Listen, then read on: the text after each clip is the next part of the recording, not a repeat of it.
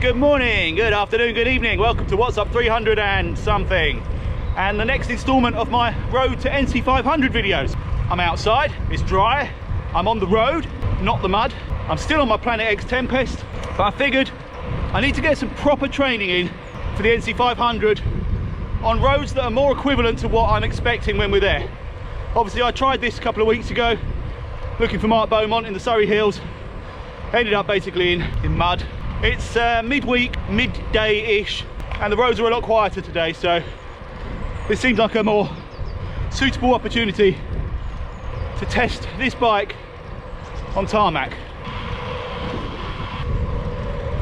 Where I'm actually heading is Toys Hill, which is a hill I tackled on my Cervelo during the summer, and it's at the end of a loop I do quite regularly. Relatively quiet, pretty testing hill. I think it's about 2.5–3k long, really tough gradient, and my personal best on the Cervelo was 14 minutes 47 seconds. Obviously my objective is to get close to that, but I have no expectations of beating it for obvious reasons. The bike I'm riding is about 2.5 kilograms heavier than my Cervelo. I'm riding 38mm wide knobbly Panaracer tyres, far less aero. I've even added a pretty full heavy frame bag and a tool canister, so anything even close I would consider a victory. The other obvious factor, I have no idea where my comparative fitness is to that particular day. I feel relatively strong at the moment based on recent Zwift performances. Whether that equates to a decent climb up Toys Hill is another matter entirely.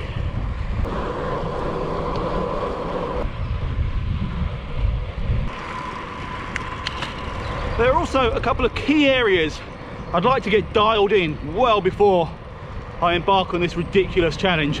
The main one of those is a position that maximises comfort for consecutive days of multiple hours in the saddle. We're talking 6 straight days of 7+ hours per day. That's something completely alien to me, and obviously I'm very keen to minimise my discomfort.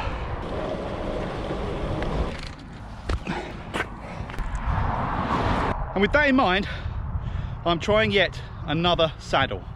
This is the WTB Rocket, the chromoly version, I think it was, about £40 from Wiggle.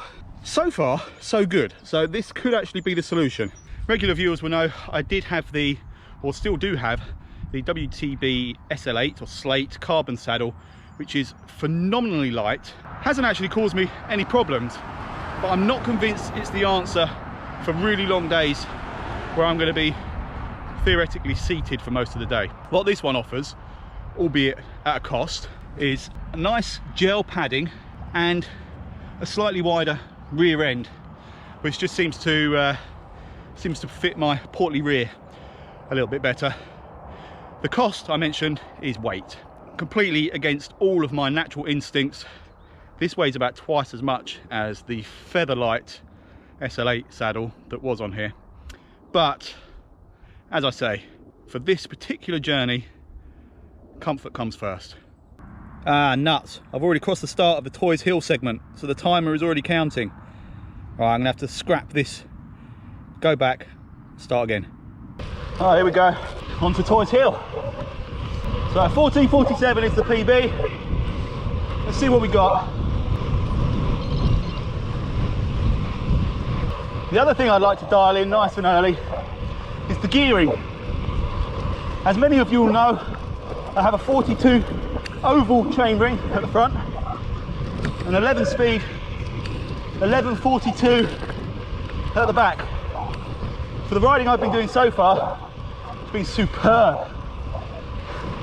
And I think the 40-42 ratio will be superb for pretty much any hill I come across, including Bilac-en-Bar. What I'm not so sure about is how good it's going to be rolling fast on flat and downhill segments. Whether I'll be hideously under geared and spinning out while the others all disappear ahead of me. Now, that's the little gentle T section of Toys Hill done. Now comes the business end.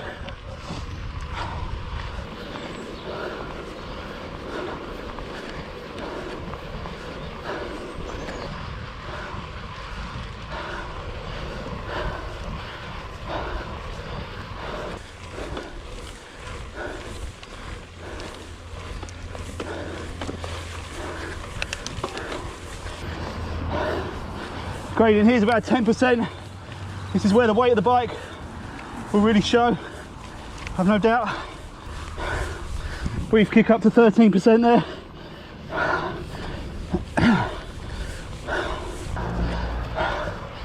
This is where the gradient gets into the mid to high teens.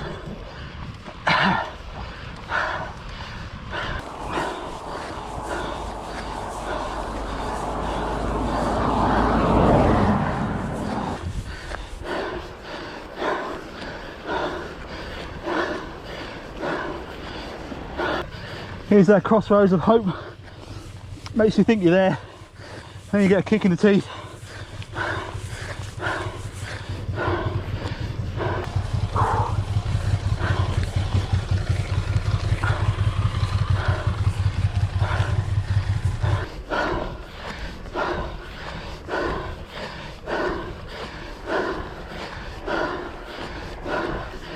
Crazy gradient now.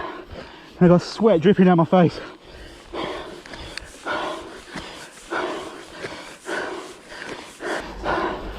There's the sign. It levels off a bit. I've got to go on to the pub.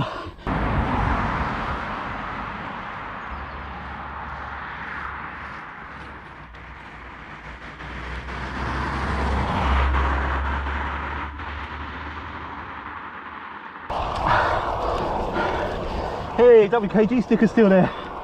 Nice.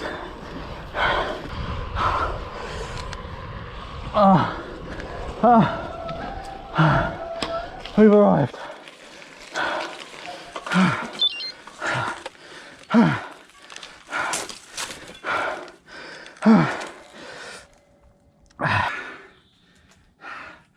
I must say, I'm pretty stunned. I just did it. 14:07, 40 seconds faster than my previous. Now, I am aware that will say a lot more about my current fitness level than it does about the bike. At 2.5 kilograms heavier and big fat tyres, there's no way that bike is faster up that climb than my super light Cervelo R2. But that actually pleases me even more. The best improvements I can make will always be to myself.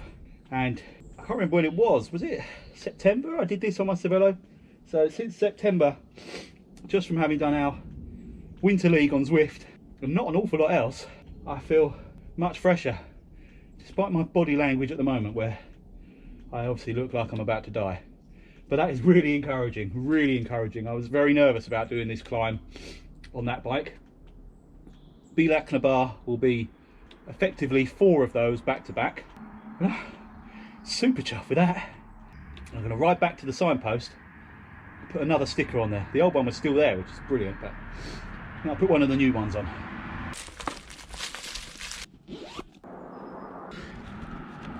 There we go, twice.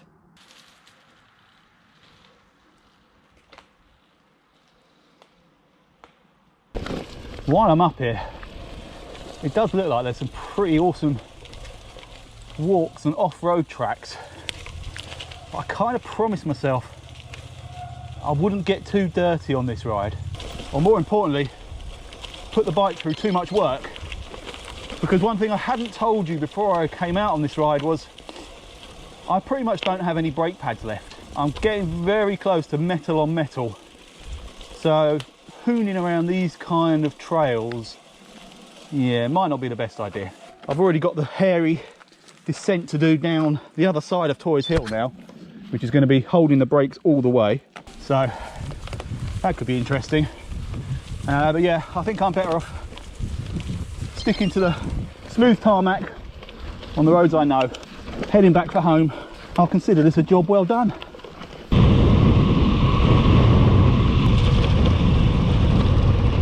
And the rain has started, so I think I made the right choice to head for home.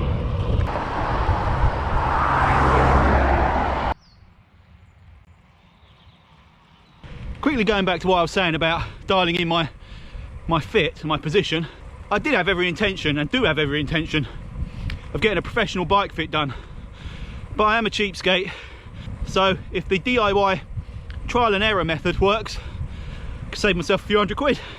So far, I don't think I'm too far off anyway.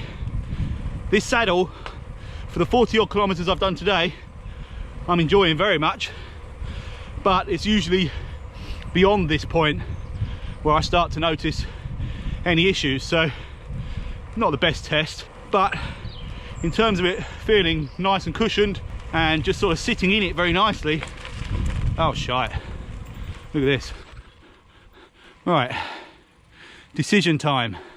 Got a feel for that poor sod whose car's stuck in the middle of that. Back the way we came.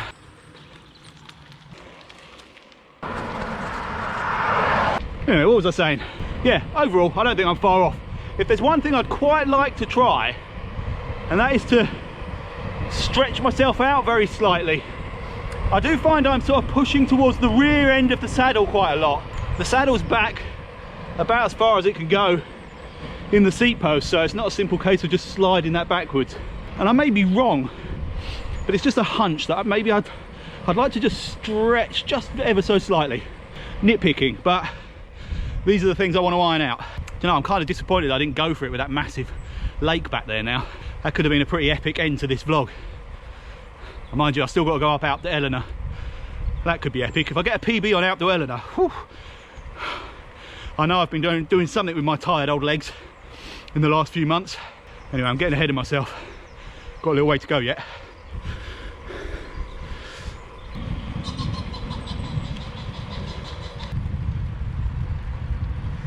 Right, I'm just about to start out to Eleanor. Just here, this turning behind me. It's actually called Tandridge Lane. It's a hill that I've been doing as a test bed since 5 years ago when I first started cycling. And it's usually a really good test of my fitness and any upgrades I've made. So this will be an interesting one.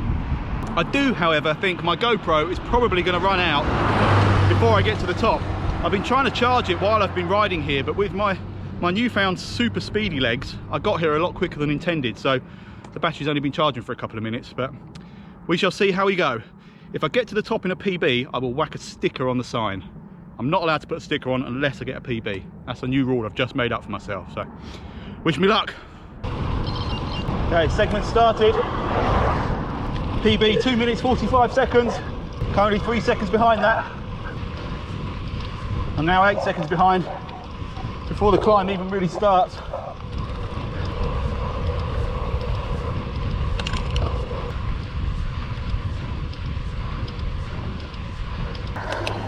Into the really steep bit now.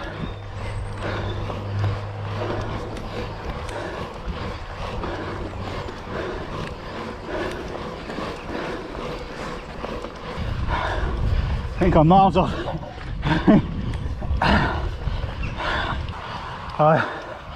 This is my normal stopping point into this church. I think I'm about 30 seconds off, which is pretty horrendous, but not overly surprising. Oh. Yeah, it looks like the full climb was 3:24, which is what, 40 seconds off. I did push on that last bit as well. Maybe a bit too conservative on the lower slopes, but hey ho.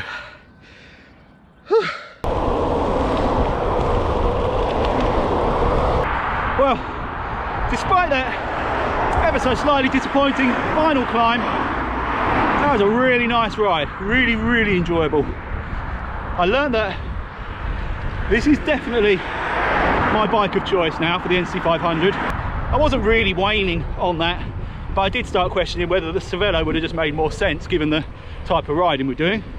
But no, this is the one. I've got slightly more pressure in my tyres, running 50 at the front, 55 psi at the back. I will experiment with some smoother treaded tyres. Try and keep the same kind of air volume for comfort, but just see if we can improve the rolling resistance slightly. Other than that, I'm really happy with it. As I mentioned, I felt pretty close to being comfortable with it anyway. And there's some very minor tweaks. I'm getting more and more used to the egg beater pedals, clipping in and out. The only thing that throws me off actually is going back on my Cervelo and using road cleats. That kind of throws me out of my habit of how to clip in and out of these, but definitely getting there. On the flats, I've been rolling along nicely at sort of 24, 25 kilometers an hour without spinning out, without too much trouble on the tires or having to work too hard for that, so that's all good. Yeah, definitely getting there. All right, I'm off now, last couple of kilometers, nice gentle ride home. Then I'm going to order some brake pads. My next video will probably be how not to correctly fit SRAM brake pads, but I'll always give it a go. Anyway, I hope you enjoyed this. If you did, please remember, like, subscribe, hit that bell thing. Apparently that makes a difference. I'm not entirely sure why. Comment, share again, watch it with your family, put it up on the big screen, you know, get the family around, have like a watch party to watch me doing this same thing over and over again. Anyway, it's always lovely to have your company, even more so when I've just had a thoroughly wonderful ride. I had no expectations for this ride. It turned out to be incredible. Anyway, thanks for watching. See you soon.